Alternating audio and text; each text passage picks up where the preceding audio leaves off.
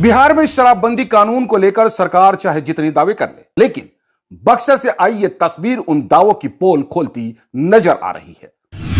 बक्सर जिला परिवहन कार्यालय यानी डीटीओ ऑफिस, जहां आम लोग लाइसेंस, वाहन और कागजात के काम से पहुंचते हैं, वहीं अब शराब बरामदगी को लेकर हड़कंप मच गया है।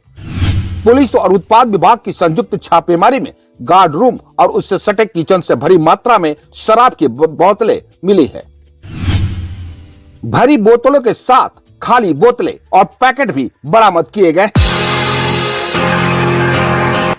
सरकार कहती है बिहार में शराबबंदी पूरी तरह लागू है, लेकिन सवाल ये उठ रहा है कि आखिर सरकारी कार्यालय के भीतर शराब पहुंचा कैसे?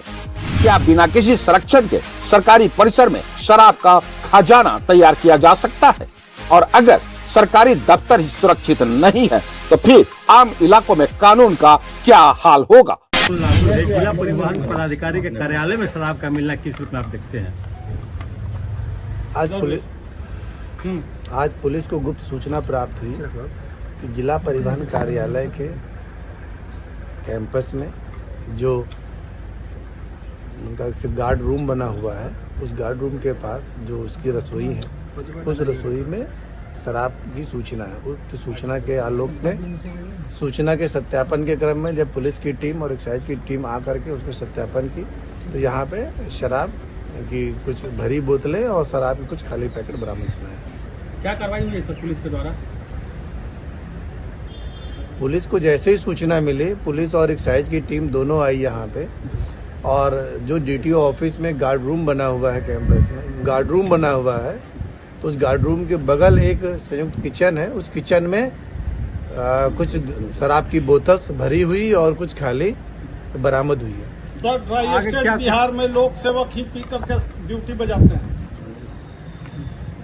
देखिए, यहाँ पे इस जिला परिवहन कार्यालय के जो नीचे गार्ड रूम है, उसके बगल जो रसोई है, उसमें शराब की सूचना पे शराब प्राप्त हुई है। अब वो कौन पी रहा था, कौन ला के रखा है, किस लिए रखा है, वो सारा चीज जांच का विषय है। तो जांच के बाद ही उस पर बोलना उचित होगा। डीटीओ के ड्राइवर भी मुंह महक रहा है सर। तो देखिए, यहाँ पे एक्साइज की भी टीम है। अगर आप पे ये आरोप है तो हम लोग उसको भी चेक करवा लेंगे, ठीक है। और क्योंकि किसी पे भी आप आरोप लगाना तो उसका वेरिफिकेशन होना जरूर, वेरीफाई कर लिया जाएगा। सर, पुलिस ने किसी को हिरासत में भी लिया है इस पूरे मामले में?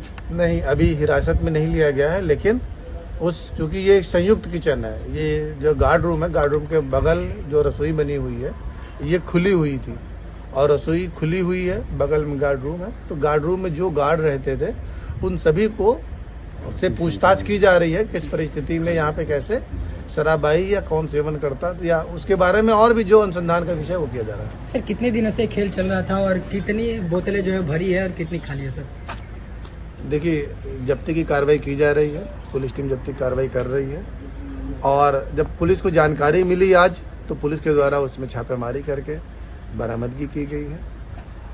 तो निश्चित ये नहीं कह सकते हैं कि कब से चल रहा था, कब से नहीं है। जब सूचना प्राप्त हुई तो उस पर कार्रवाई की गई। कितनी बोतलें खाली है सर और कितनी भरी हुई है?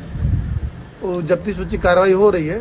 अब उसमें कोई नंबर, जब तक प्रॉपर नंबर नहीं है तो बताना उचित नहीं है।